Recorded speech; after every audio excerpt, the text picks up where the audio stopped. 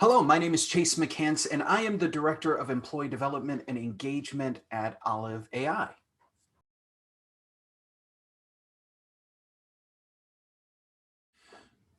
So there's this common kind of way of thinking as far as athletes go that even if you're the best athlete in the world, you still need to train, right? And usually you cannot train yourself. And so, I am someone that has worked in I am someone who's worked in employee development for years, for almost 10 years now.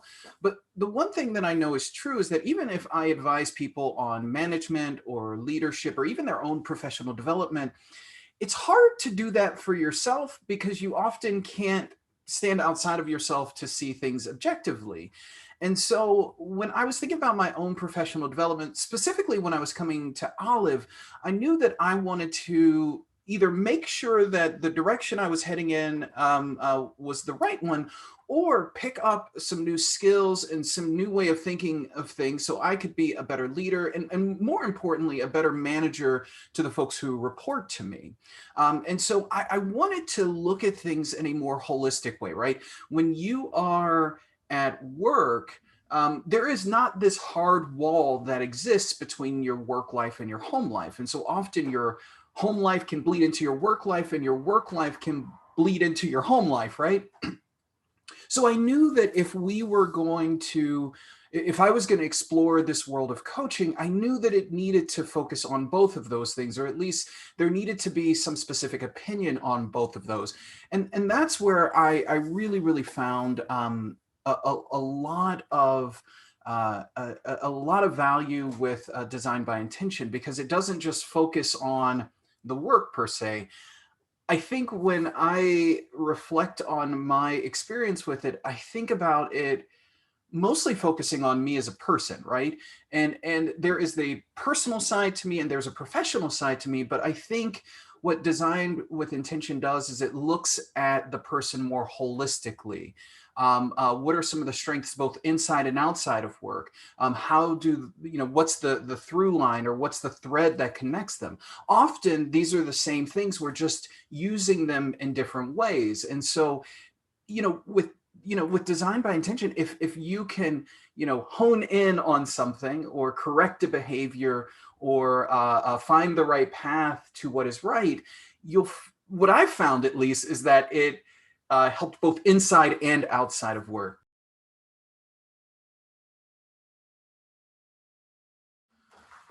So I'll be honest, I've never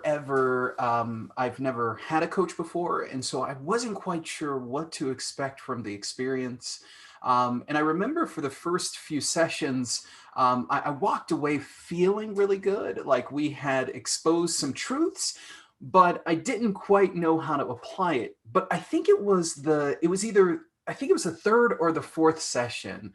And that's, closer to the end of it, where I started discovering things that Krista, who is my coach, had planted, right?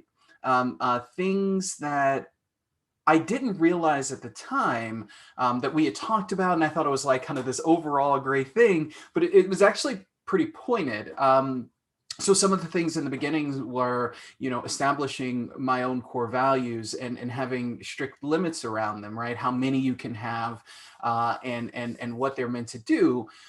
But then when we got towards the end of the sessions, or at least the weekly sessions, we started actually taking those core values and applying it to a lot of parts of my life, which was really, really helpful, because you start learning what things are actually important, right? You get to run them through the filter of those core values. And honestly, that was one big thing that we worked on, but I saw this multiple times in our interactions, where there was something that we had spoken about early on, and I thought it was like, oh, okay, it's kind of there to make you feel good, or at least to think about things in a broad abstract way. But there was actually a plan for all of those things as we headed into later sections where we got more specific. And you could see again that through line, going from those broad topics to the more detailed topics. And it really, really did help. I thought a lot about leadership, what it means to be a leader, what it means to be a manager. I got specific words on, how I want to empower my employees and how I want them to grow. And I think that's something that we all kind of feel whenever we are trying to lead other people. But having a specific word or words or phrases to tie to that, I think in a lot of ways strengthens it, because it goes from being a feeling or something that's abstract in your brain to something that's more pointed and something that's more actionable. And so I think through these sessions, I got all that I wanted and more, right? I got really, really awesome advice that was not just given to me. It wasn't, Krista telling me this is the thing that you should do, but instead leading me and giving me hints so I could discover these things along the way. So I think that's number one. But I think the other thing that I really, really enjoyed about it was how, in the startup world, we experience adversity all the time. It's a fast-paced environment. There are a lot of stressors out there, and there are typically a lot of new people that are added to the mix, especially as companies start scaling. And this is my third startup. This is the third time I've seen a company grow dramatically, but it was the first time that I had a role particularly like I have, right? And with those stressors, you have to find a way to cope with those and also still produce awesome work. And Design by Intentions actually gave me the skills for that. Taking those emotions that I had or those stressors, putting them into context, drawing back to my core values, and giving me a plan on how to move forward. I love that. I absolutely loved it. And it made my work experience a lot better. Because I was able to, take on those stressors and use it to motivate me to do better work. So definitely got what I was looking for, but I would say I was only looking for about 30 to 40% of what I ended up getting. And then there were so many gifts that were given through this experience. I would say 60% of it was stuff that I did not expect at all, but I absolutely benefited from. So that is definitely the case there.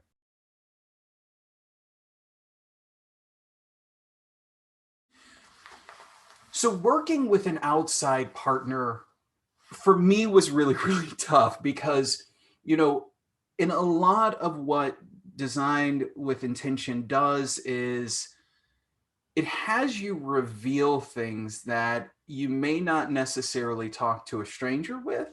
And that's difficult, right? It's not exactly in the atmosphere of a therapist or anything like that, but you are going to have to talk about things that are a little bit, scary, right? Or things that are very personal. But I think from the beginning, there was a trust that was built in. And I know that I'm going to be different than everyone else out there. But, from the moment that Krista and I started working together, I knew, I don't know what specifically it was that she did, but I knew that I keep imagining, this, whenever someone is trusting someone else with their deepest emotions, their deepest fears, their deepest anxieties, trust is like jumping off of a cliff. But when I spoke with Krista, I think from the start, I always knew that there were hands to catch me, right? And so it was easier for me to admit some of the things that were a little bit tough for me to admit to anyone else. But what I really loved, and this was something that I figured would be the case going into it, was that Krista was not part of my company. She and I have never worked together before. We have never been in business together. And so it was a very different conversation than a conversation than I would have with a manager or a mentor or something to that effect, because I was able to admit things that I may not be comfortable telling other people, but I was also able to get her feedback without worry that she's being motivated by, something else entirely. The reason that Krista was there was because she cared about my professional growth, right? And that set me at ease. That set me at ease more than I think that I realized back then. So part of that was that separation, but having a coach that really cared. Was all that I needed to be able to open up and talk. And I think that that's important for folks. We often think that we can solve our own issues. And in some cases we can. But there are other instances where it is so important to have a third party, someone who's external, someone who's not hyper close to you, so maybe not a significant other, or a best friend, but someone who's just so slightly removed that they can be objective with how they are trying to lead you, because they don't have any skin in the game other than obviously wanting you to succeed. So it was having someone who's a third party, I think, is absolutely vital in digging a little bit deeper, because all of a sudden, all those things that you're nervous about, well, they don't care, right? They're not in charge of your job or anything like that. And when you settle, or when you can start from that point, when you're starting from scratch, you're able to kind of rebuild yourself in a way that you think is more beneficial, and that's what I loved about it.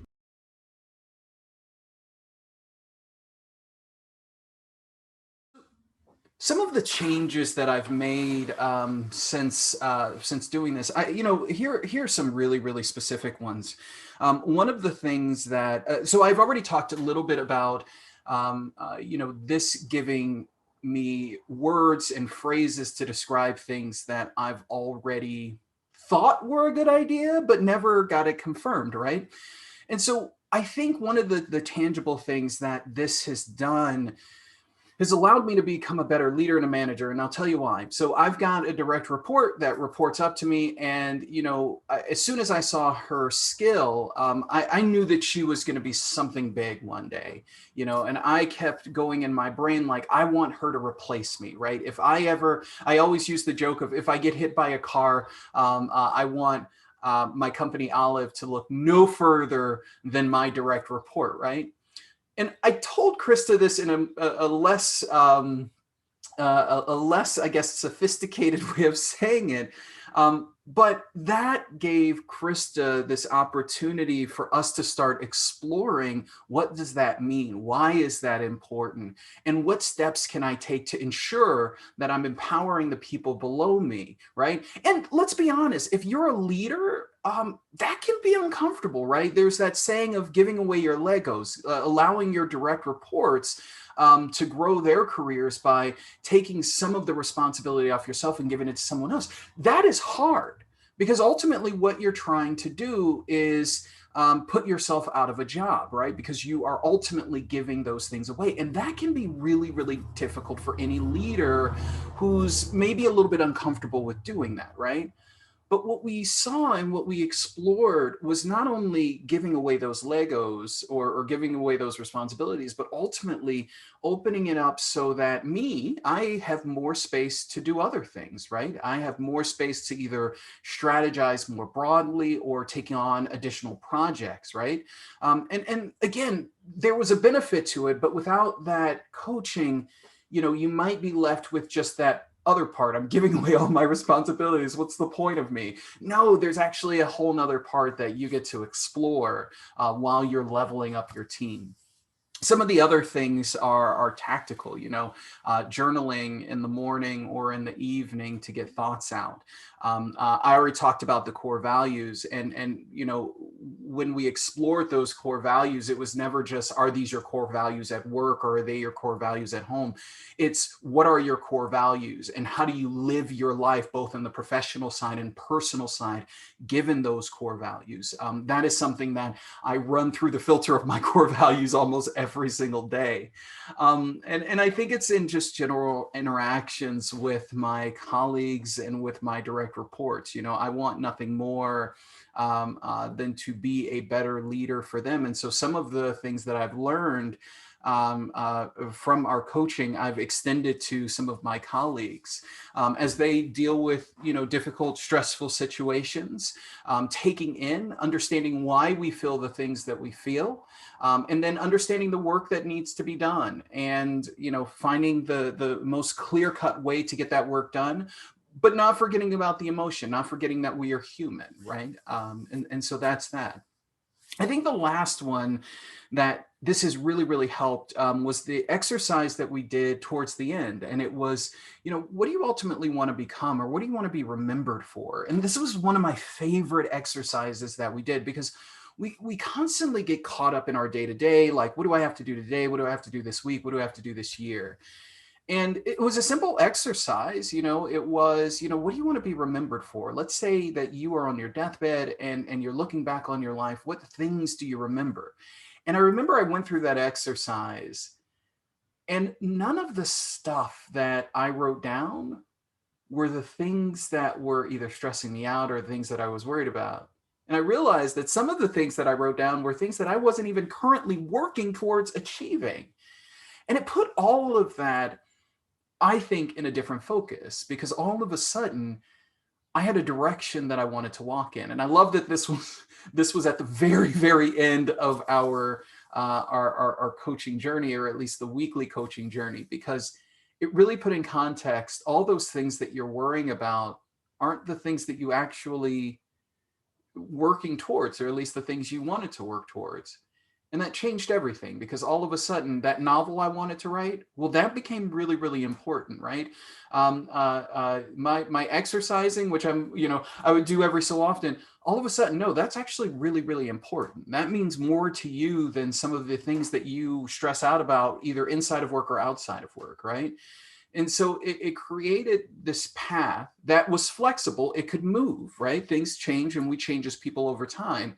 But it created this path that all of a sudden I was walking down, and I was excited to walk down. And it reframed some of those stressors in life, that yes, this might be stressful right now, but ultimately it's not the hugest deal in the world, because you are walking this path. And so I love that one.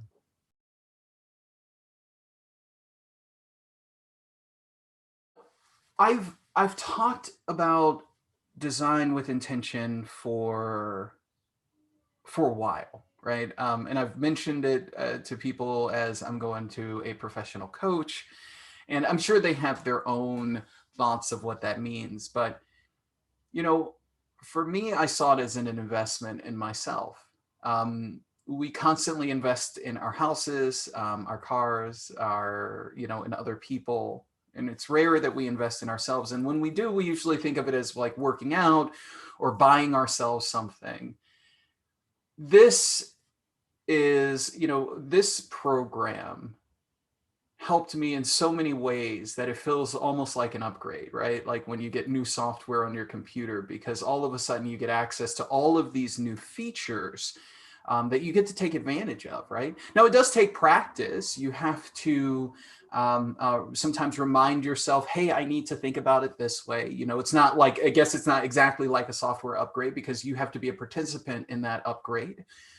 But I would say, in describing it to other people, if you want to continue to grow as a leader, if you want to be a better version of yourself, I would absolutely recommend this program. It is an investment in who you are as a person. So maybe professional coaching is not the best way to talk about it, because, it's not just the professional side, it's also the personal side.